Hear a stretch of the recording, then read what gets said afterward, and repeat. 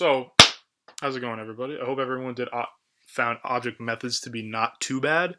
I'm gonna go over two questions from last night. I'm gonna do what am I doing?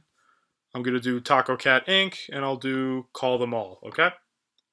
So today's lecture is gonna be sort of more of a rule-based lecture. However, it's extremely important and is a little confusing. So everybody pay attention after I'm done going over these two problems. Okay. Besides that, there's no class tomorrow, so take the night off and study. And then Saturday, Sunday, we'll be doing like last weekend. We'll be doing 10 a.m., 1 p.m. break, 2 p.m. start again, 5 p.m. done. Okay, Saturday and Sunday. And I guess after Saturday, I'll like talk a little bit more about the whole admissions process. Okay, just to refresh everyone's memory. So I'll hold your questions for that until then. Okay, without further ado, let me share my screen. Everybody see my screen? Dope. So the first thing I'm gonna do is I'm going to do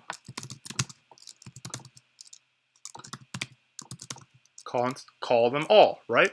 And call them all is a function, and this function is going to take what? It's going to take an object, and it's going to take a value, right?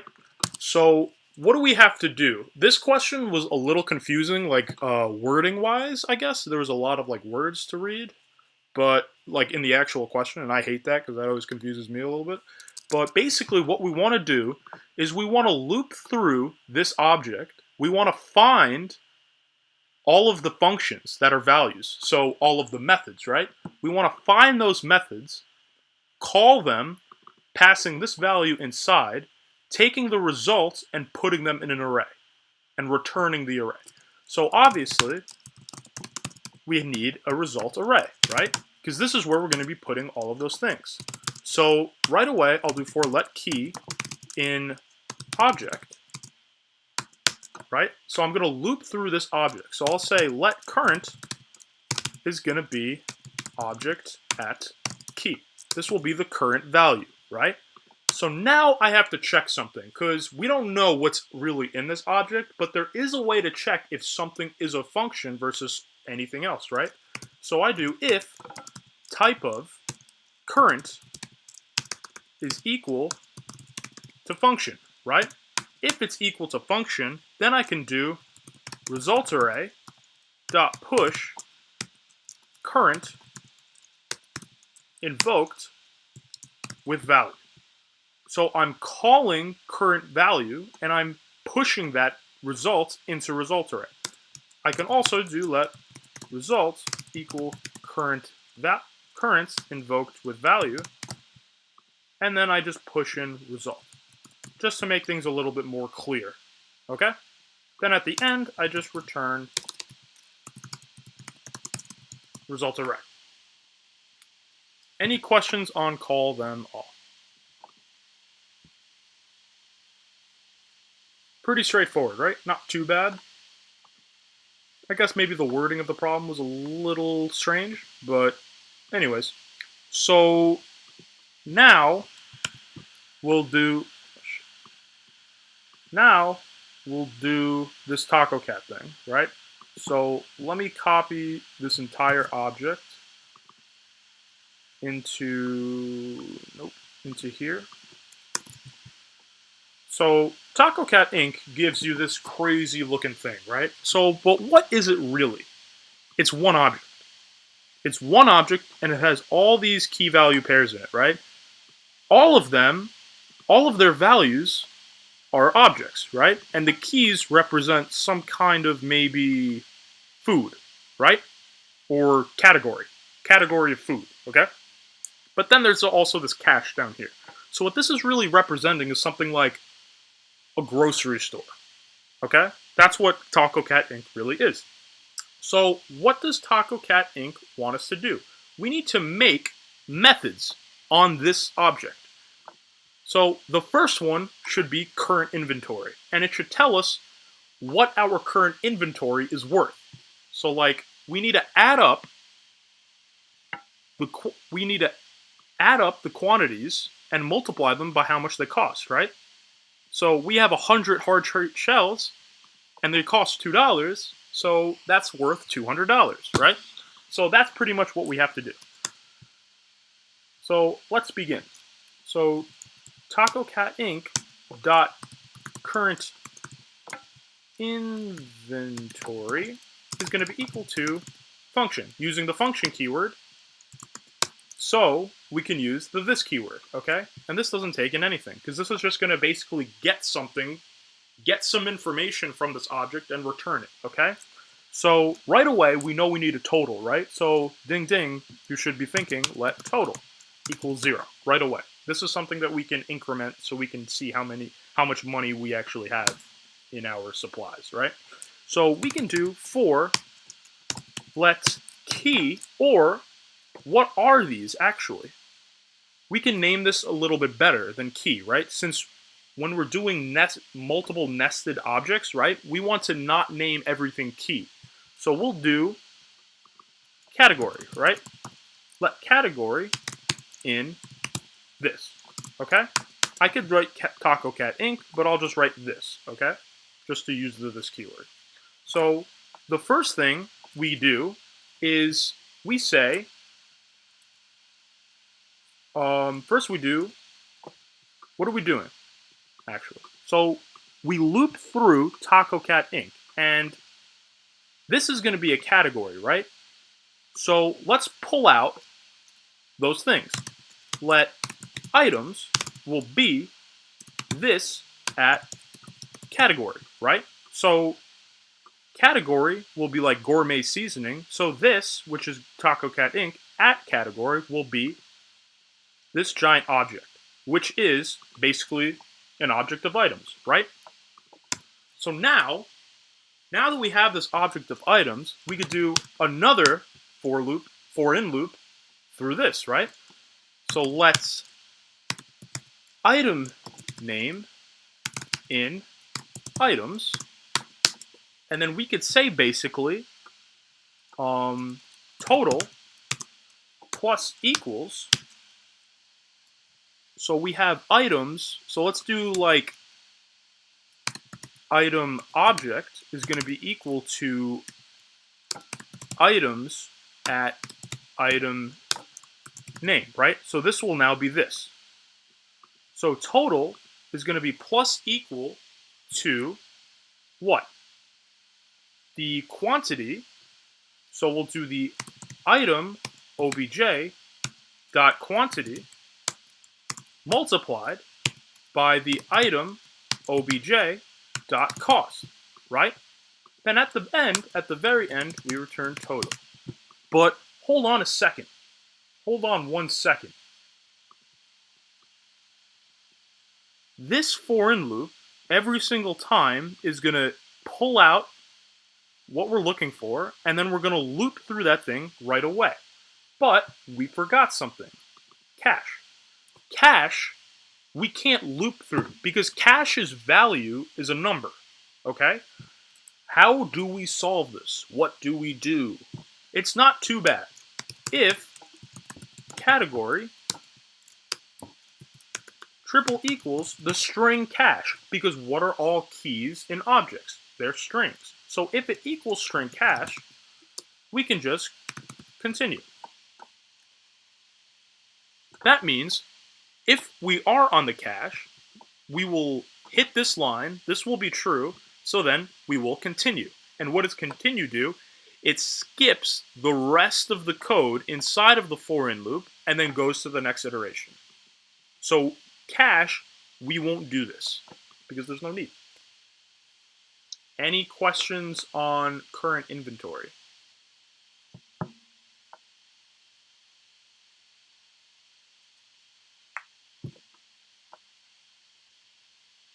This is good practice for navigating down into a very nested object, right? And then the cache was a little curveball, you know? I have a question. What's up? So is it not like just because cache doesn't have like the cost or quantity keys in there, like is it not enough to just like if we didn't have that line, would it just not like calculate anything for cache, or is it necessary? Do you know what I mean? Like, or do we I'm need? not really sure what would happen. So if I didn't have this line, so items would be this category. So items would be 0. Then we would say for let item name in 0. Mhm. You know, I'm not really sure what would happen. So if I do console.log tacocat inc dot current inventory and invoke that, without that line, we get 1710. But that's the answer.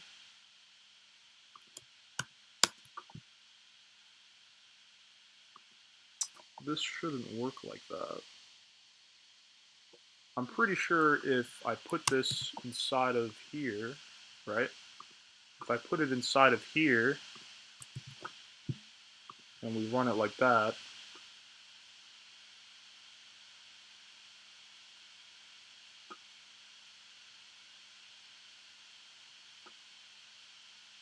how do you see just the specs again? Spec list? If you click on Oh, it's spec big list. plus. Oh,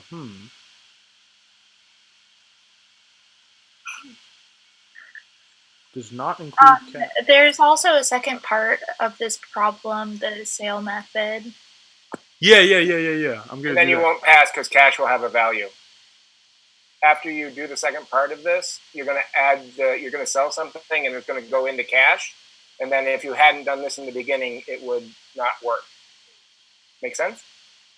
You're Wait, going so to sell something in the second part. You're going to sell something in the second part. yeah, so we're and gonna have something in You're cache. going to increase cache. When you increase cache, cache will have a value. If you add that in, it's going to be a different number. But my question, but actually, so I didn't have it and I passed the test. And I guess my question is because like the cache thing itself doesn't have a key of cost or quantity. I guess my question is, does it just ignore that even if you pass cache through that whole loop? I didn't do it that way though. I did it with type of, right? Because the others are objects and cache isn't, right? Well, yeah, you could do it that way too. I'm just confused why this is passing this test case. What the fuck? All right, whatever. Okay, well. Well, this shouldn't. I don't know why this works, but like this shouldn't be working, right? Because cache's value is 0, and you're saying basically if items is 0, then how do you loop through that? Basically, well, I mean, basically, what would I guess I thought maybe an error would happen, but since it's 0, like if this was like 10, maybe this would be different. No, so I guess because we're doing a for-in loop, it kind of just skips this. So if it skips this, then nothing ever gets added. I guess. Because it doesn't have a, I guess my theory was because it doesn't have a cost or quantity key to it, to cache thing. So it doesn't know what to do? Well, this for loop, like, if I console.log item name, right? Like, cache will never be here. I feel like it would. It's not here. Like, it won't run. Like, you can't do a for-in loop on a number. What? Why? For-in loops are specific to objects. Oh. You can't loop through numbers. They're not iterable, you know? Right. You know what I mean? Like, you can't loop through a Boolean. You can't loop through false, right? So this is the same thing. So this this for-in loop just kind of never runs. So I guess this check is meaningless. Got it. But we'll put it in anyway. Okay, thank you. Put it in anyway. Put that in there anyway. All right. So let's put this back to 0. So what is the next thing we have to do? The next thing we have to do is sale. So sale is going to be equal to a function, and this is going to take an argument. This is going to take an order. So here Oh, you gotta be kidding me. There's in the README there is an order. I just want to bring it here.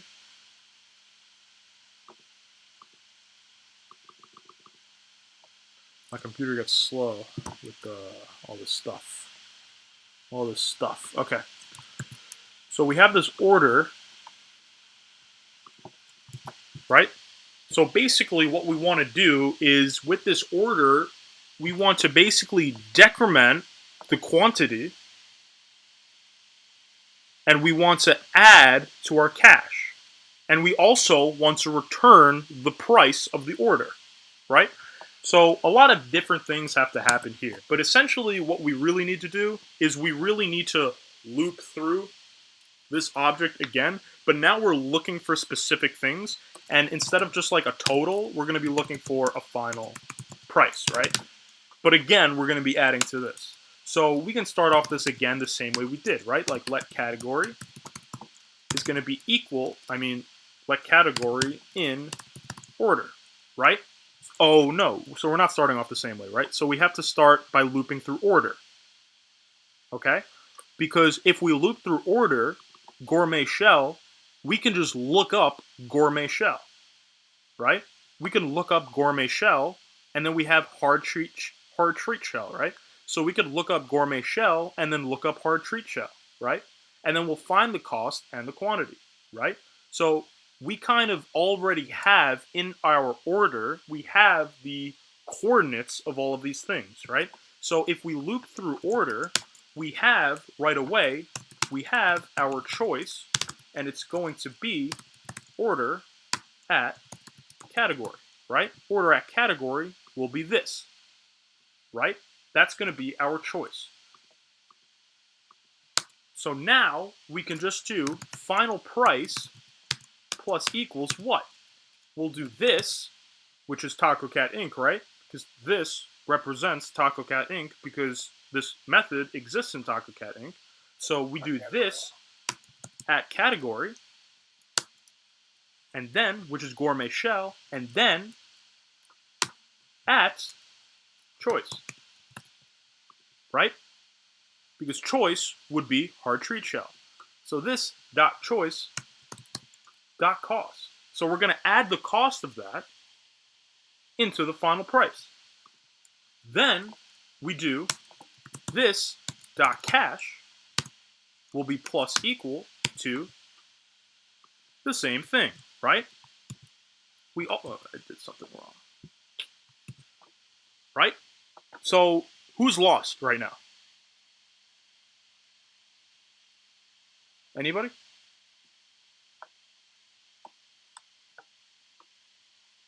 All right. I'm lost. So basically, the order looks like this, right? So if we loop through this order, we have this, and we have this. What do these things look like in Taco Cat Inc.?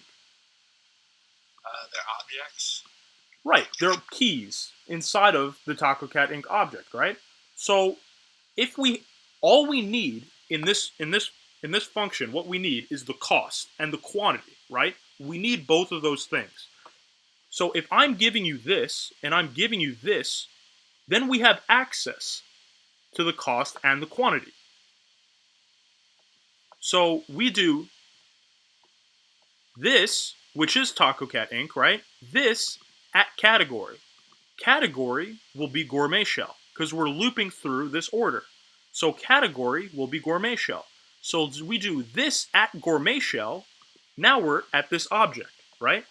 So we do this at gourmet shell. Where am I? This at gourmet shell, and then bracket again because we're going deeper in at choice. And choice, what is choice? It's order at category. So order at gourmet shell is this. So we were at this object, and now we do at hard treat shell. So now we have this object. And how do we get that cost? Dot cost, right? Dot cost.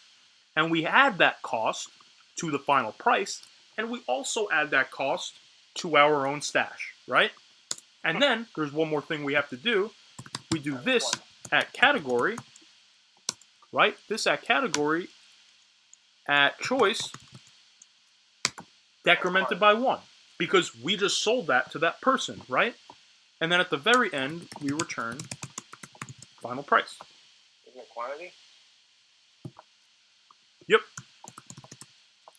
Got a little ahead of myself. Right?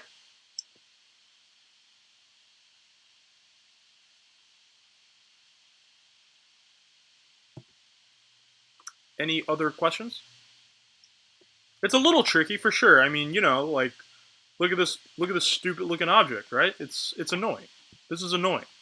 We have to go in here, then in here, then in here, then look at these two things, Add it to the cat. It's just kind of it's easy to get lost while you're coding when you're doing things like this, which is totally understandable. And if that happens to you, don't be like, try not to get too frustrated, okay? That's why pulling things out into variables in situations like this is super, super helpful. Isn't this the total basis for, well, I'm not sure you would call this the back end, but this is basically the JavaScript design of like a restaurant calculator, like a taco calculator. Yeah. For sure. That's what this is doing, right? I'll be right back. All right. So I get confused with like which items with the nested objects, which ones are keys and which ones are values. So the key is always going to be what you define in the for in loop. Okay? This is always going to be the key. And the value is always going to be this order at this key. Always. Like this. This will always be the value. Okay? So like for in loops, key will always be let key. Value will always be object at key. Always. Okay?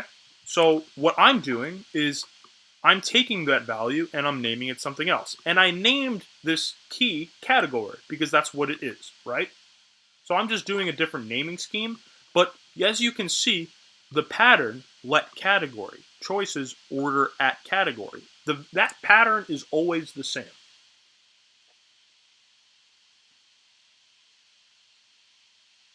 Any other questions? Before we get into more complicated things. All right.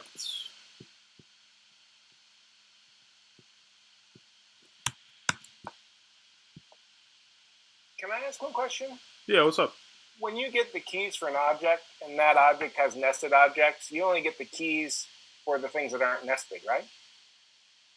Exactly. So like when I'm looping through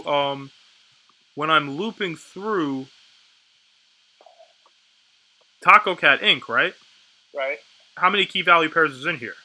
1, 6. 2, 3, 4, 5. Right? So all of the keys will just be gourmet shell, gourmet fish filling, gourmet veggie, gourmet seasoning, and cache.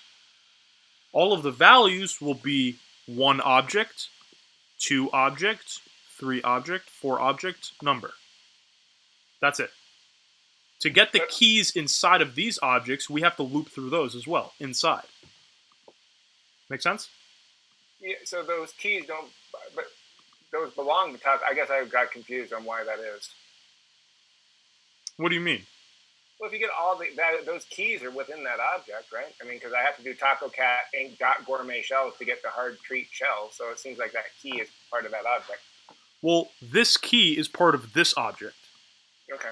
This is a separate object to this one. Okay.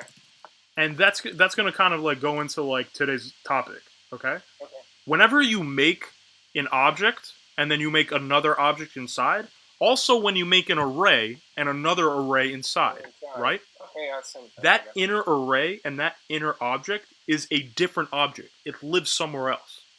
And this is what we're talking about today. Pointers and memory, okay? I did that for you on purpose. Thanks, Steve. I could always count on you. So let's take this as a bridge, right? So we're going to be talking about pass by value versus pass by reference, okay? What does that mean? We'll talk about it now. So do you remember when I said like let string equal hello, and I said string of 0 is now going to be equal to j, and then you console.log string, what we get is still hello, right? But if you did the same thing, like let my array is equal to hello and then world, we do my array at 0 is now going to be goodbye. We'll do it like that. And then we console.log my array. What we get is goodbye world. We change that array, okay? Because arrays are immutable objects and strings are primitive, okay? So primitive data types you cannot mutate. They're immutable. You can't change them. What it is what you get. Arrays and objects you can, right? At this index, I'm going to reassign it to this, okay? So that is why, that is one reason, that is one difference between primitive and complex data types, right? Another reason they are different is when we assign variables and when we call functions, when we pass things into functions. Let me show you this difference, and this might be confusing. So let's say let my array is going to be equal to 1, 2, 3, 4, right? And then I want to make another array that's exactly like this one, but I want one more thing at the end, okay? So I'm going to say let's copy array is going to be equal to my array, okay? So I'll just say, yeah, it's equal to that. Then I'll say copy array dot push 5, okay? I want 5 at the end of that.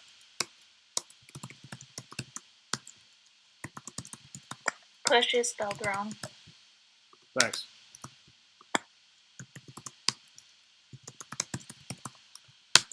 But as you can see, both things get changed, okay? This could lead to extremely big problems, okay? And the reason for this is because of what we did on line 81, okay? On line 81, like, let me go back. Let me go back a second. So that weird thing happens, right? But if I did the same thing, like let string equal hello, and I say let copy string equal string, and then I say copy string plus equals goodbye, right? And then I console.log string, and I console.log copy string. As you can see, one is hello and one is hello goodbye, okay? What happens on line 81 here when we declare copy string and assign it to string? What JavaScript does is it copies the value that string is holding because this is primitive. It copies the entire value, puts it into copy string, and then string and copy string no longer have any relation to each other, okay? However, that isn't what happens with complex data types, and this will happen with arrays and objects and functions, I think. But let's not talk about functions right now. Let's talk about arrays and objects, okay? When we do this, what I'm doing is I'm saying let copy array, I'm declaring copy array, and I'm assigning it to my array. But what is my array? What is my array really holding? Is it holding an array? It's not. This is the thing, this is the new thing you have to know now, okay? What it's holding is not an array. It is holding a reference. It is holding a reference to this array. So what variables hold references, right, to complex values. The complex values live somewhere else in memory. So what is really happening is copy array. So when I say let my array is equal to that array, my array is holding like a piece of paper that has directions, that has an address to where I can find this new array that I'm creating right here, right? So my array is holding these directions, right? So when I say let copy array equal my array, what am I copying over and putting into copy array? The same directions, right? I'm not creating a new array. There's still only going to be one array. So these two things are both pointing, they both have their directions, and they both lead to the same array. So when I push into copy array, I'm really pushing into that one array that was created on line 86. Does that make sense?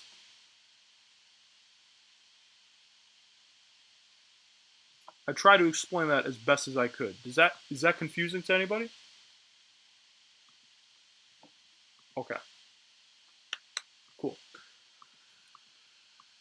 So there's variable reassignment. However, the same thing happens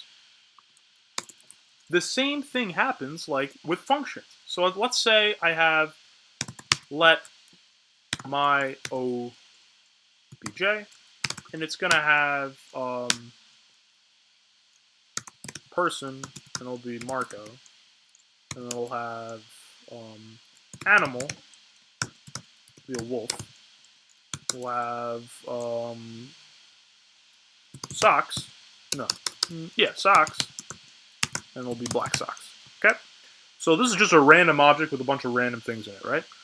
So let's say I wrote a function, const add music, right?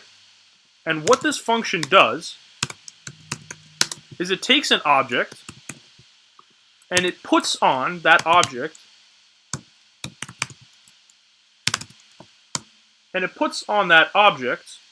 a music genre, okay? So let's say I had let copy obj, and I set it equal to my obj, right? Well, let's not do that actually. And then what happens is I return obj, okay, inside this function. Does everyone understand what's going on right here? This should be simple, right? We have just a random object, nothing weird about that, just a bunch of key value pairs with strings as values. Then I made this function here that takes an object, adds a property music, and sets it equal to rap. Then I return that object, right? So if I do let results obj, and I say add music, call add music, and I pass in my obj, right? So I'm declaring let result object to be add music invoked, and I pass in my obj. So this returns an object, right? So this is going to be an object. So if I console.log results obj, what I get is this, right? And you see music has been added on. However, I didn't want to change my obj. I wanted to make a new object. However, that's not what happened. Because this behaves the same way as variable assignment. What happened here on line 96? I said, okay, this new variable, my object, is now going to be assigned to this object. This object actually lives somewhere else in memory. It has a space, like a little square that it lives in, right? So what my object actually holds is a written direction to where that is. It has a reference, an address, right? So that's what my object is holding. So when on line 107, when I call add music and I pass in my object, what am I passing in? I'm passing in the reference to that object, okay? And what happens here? The reference to that object gets a property added to it, and it's wrap. And then I return what? That reference, right? So that means that this is actually going to be the same object. So I'm altering this object without really knowing it, right? Same thing up here with the arrays. This works the same way. And this is the reason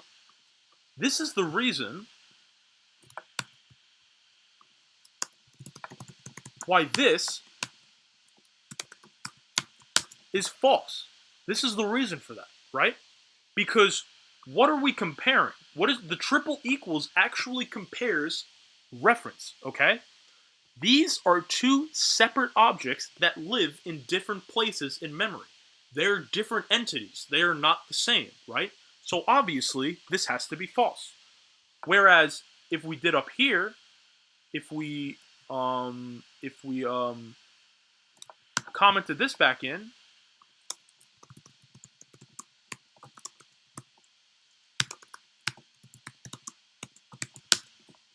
this is actually true. Does that make sense? Because here, there was never another recreation of an object. There was never a new object, right? Here, these are two separate objects, so they're not equal. They're false. But here, it was the same thing the whole time. We were just passing around directions to where it lived. Does that make sense? Any questions? Sorry, can you explain one more time why 113 is true? Line 113. Yeah, because, so I have let my object on line 96, right? That makes this new object, and it puts it, let's say, at address 0x123, right? It's living here in memory. It's at this address. When I call that function over here, when I'm saying, okay, let result object, what is that going to be equal to? And it's add music invoked with my obj. What I'm doing is I'm not passing in this object, I'm passing in this. I pass that into this function. So when I do obj.music equals wrap, this is actually a reference. So it looks up where that is in memory, and it's the same thing over here, right? And then we add music and wrap into that object, right? And then we return obj. We're returning, one second. We're returning this address, and we're putting that address in here. So these two things are holding the same address, right? So they're true, because they point to the same object.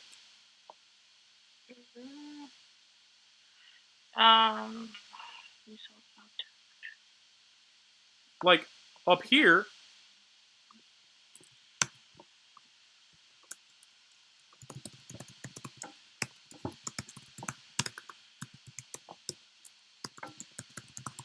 this is also true, right?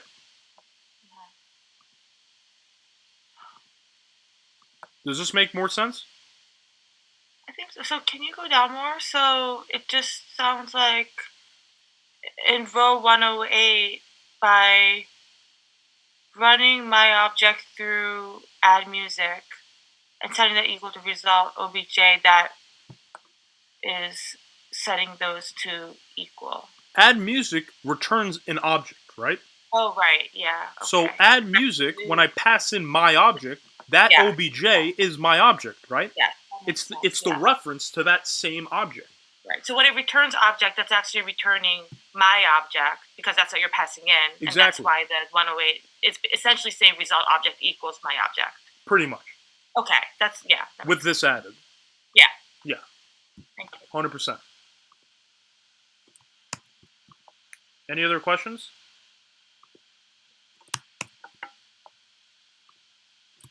Before we get into slides, there's one more, even more confusing thing that I want to talk to you guys about.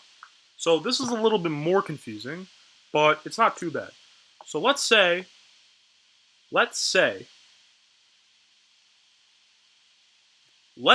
I have this, right? My array is going to be equal to an array 1, 2, and then another array 3, 4. Okay? So this array, my array, has 3 things inside of it. The number 1, the number 2, and another array. Correct? And then this inner array has 2 things inside of it. The number 3 and the number 4. Let's say I wanted to make a copy of this array, right? Without changing anything. So I say let copy equal my array dot slice. Right? Because slice makes a copy. Right? Slice makes a copy. So if I do like copy dot push 6, oh, what the hell am I doing? Copy dot push 6, and then I console dot log my array, and I console dot log copy. As you can see, I successfully made a copy. And this is the value of slice, right? Because slice makes copies of things, right? Is everyone okay with that? But what if I wanted to put a 5 in here, right? I forgot. I wanted to put a 5 in my copy, right? So also I'll do inside of that inner array. So I do copy at, what is that? 0, 1, 2, right? So copy at 2 dot push, and I'll put in a 5. Okay? Wait a second. The 5 is also in my array. And this is what I meant when I said that slice makes a shallow copy. Slice goes through the array, and if it sees a complex value, it copies its reference. So when I originally did this, this outer array lives at address, right? And it contains a primitive value 1, which it literally has these values, but then at index 2, I made another array, and that lives at 0x125, okay? So this is a completely different array than this, okay? This is also a complex value, okay? So when I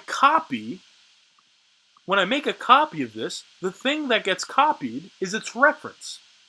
So copy and my array at index 2 have the same array.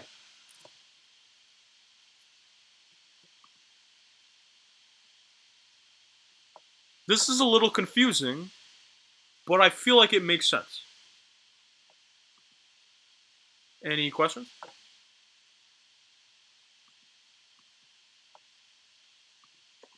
So if you were to slice the my array at 2 and then push the 5 into there, would that create like a copy as well? Wait, say that again? Sorry. Okay, so if you so the myArray.slice copies the whole big thing. array, right? The outer array.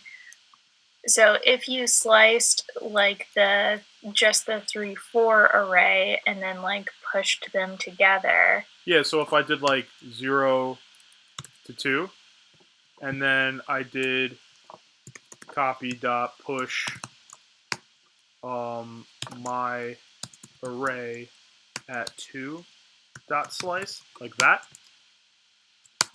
then they would be different. You're right. Because what I'm doing with here, slice 0 to 2, right? I start at 0 and I go to index 2. However, index 2 is not included, so all I have is 1, 2, right? So copy at this point will be 1, 2. Then I say copy.push. What am I going to push in the back of it? My array at 2. What is that? That's this. Mm-hmm. And I'm going to make a copy of it. Mm-hmm. So that means that it is not the same. If I didn't do this, if I didn't make a copy of it, I'm pushing in the reference. Because what is push? Push is a method. And what are methods? They are functions. And I proved to you up here that functions, when you pass in complex values, passes in objects. I mean, it passes in references, right? But this is another way you can do that, for sure. Any other questions before I go to slides?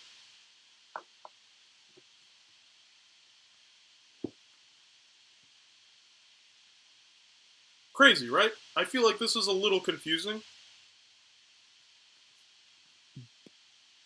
But it makes sense, right?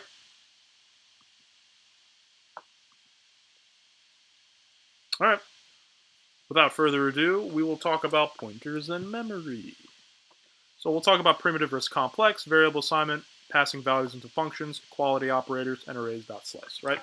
So primitive values in JavaScript would be string, number, boolean, undefined, null, and symbols, but we're not going to talk about symbols.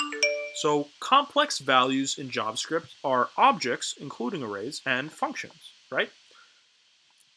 So strings are primitive values, so we say let British city equal York, let American city equal British city.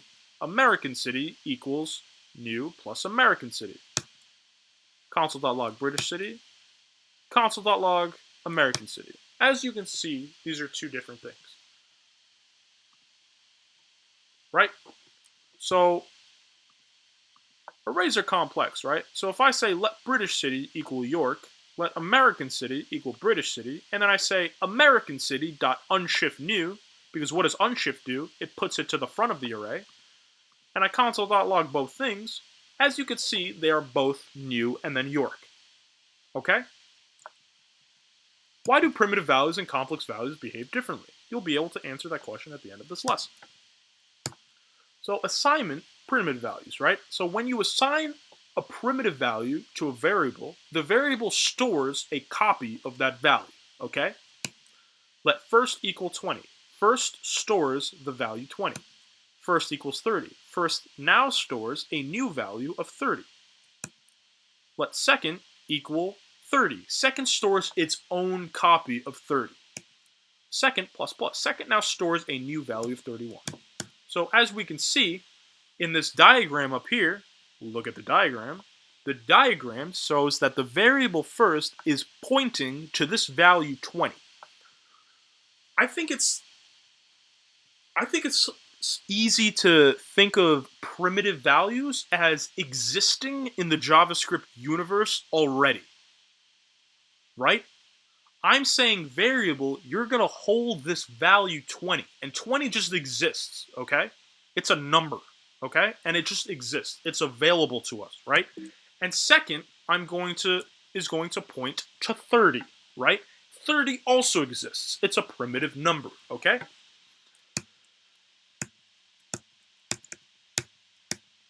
So when we say second is equal to first, second actually stores its own copy of the value 20, right? And 20 just exists in the universe, so we just copy it, right? We can't grab it and like take it away from the JavaScript universe. It's just there, right? So we have to scan it, copy it, put it in our variable, right?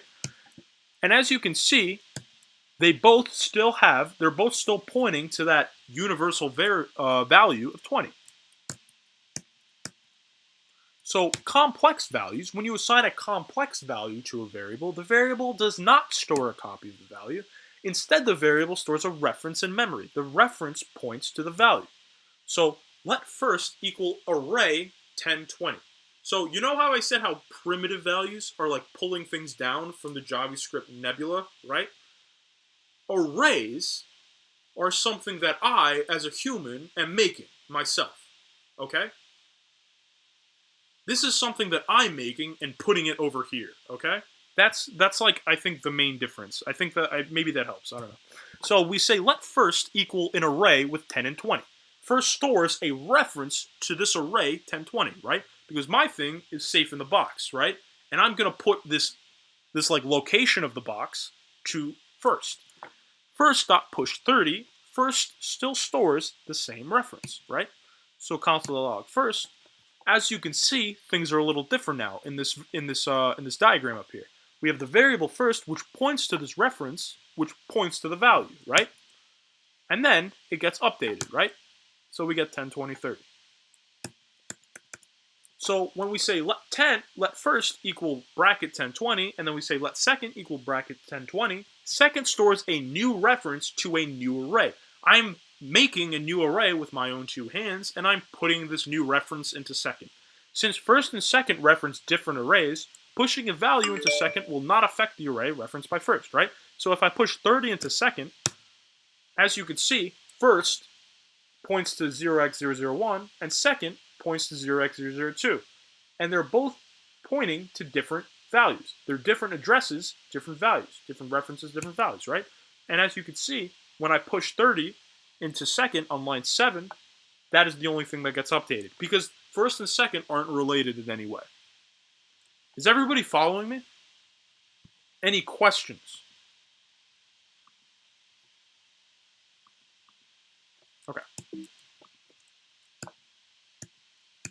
So now,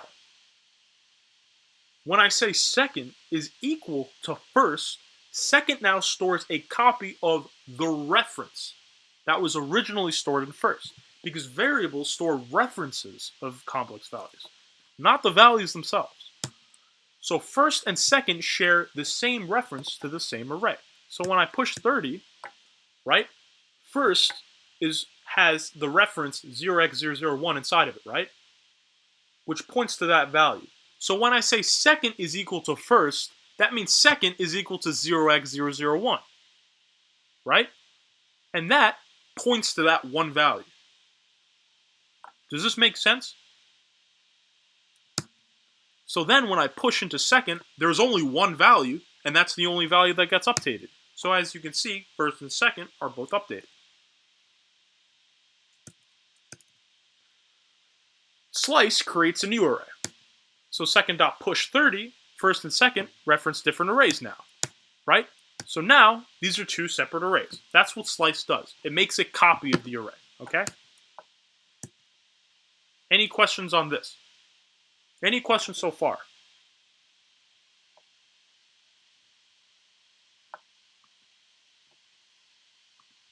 Okay.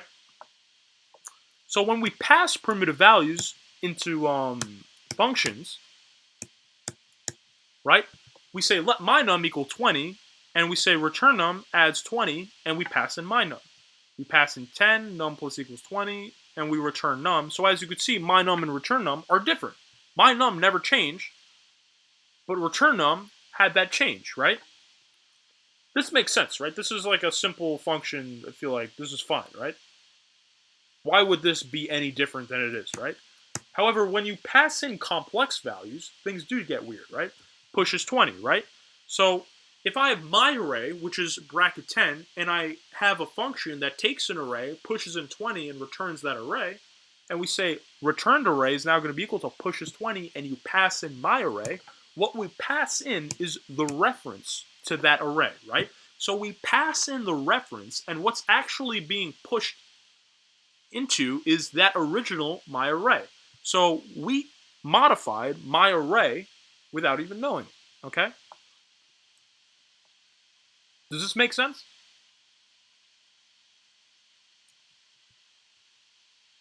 I need to see it. I need to see the thumbs up. All right. I hope this is making sense. Please ask me a question if you don't understand something. So when we talk about the equality operator, it will compare complex values by reference and not by value, right? So if you have like these two things that look exactly the same, you get false though, because they live in different areas. They're just different things, okay? They're different boxes, all right? Even if they look the same to you. But if we do array 2 is now going to be equal to array 1, they share the same reference. They're pointing to the same array. There's only one array, right? There's only one. So obviously, they're equal to each other. These variables are equal, right? Right? Would it be weird if I just looked at the camera the whole time? I feel like that'd be weird. All right, anyways. Arrays and slice. So we showed earlier that slice creates a copy of an array, right? But look at this array. So array 1 has two elements in it, right? We have 1 and then another array. And array 2 is now array 1 dot slice, okay? So if we console.log array 2 and console.log array 1 is equal to array 2, as you can see, array 2 looks like array 1, but they're not equal because we made a copy, okay? If an array has a complex value as an element, only the reference to that complex value is copied into the new array. That's why we slice. That's why we say slice makes a shallow copy of an array. It doesn't make new copies of any complex values stored inside the array. So if we do array 1 at 1 dot push 4, and we console.log array 2 at 1, we should see 2, 3, right? No, we see 2, 3, 4. Even though we pushed into array 1, our copy got updated as well, because slice copied the reference, okay? And as you can see, array 1 at 1 is equal to array 2 at 1. They're the same thing.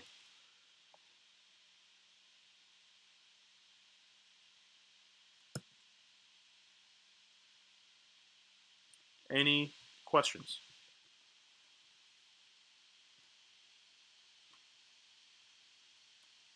Any questions? All good? All right. So I'll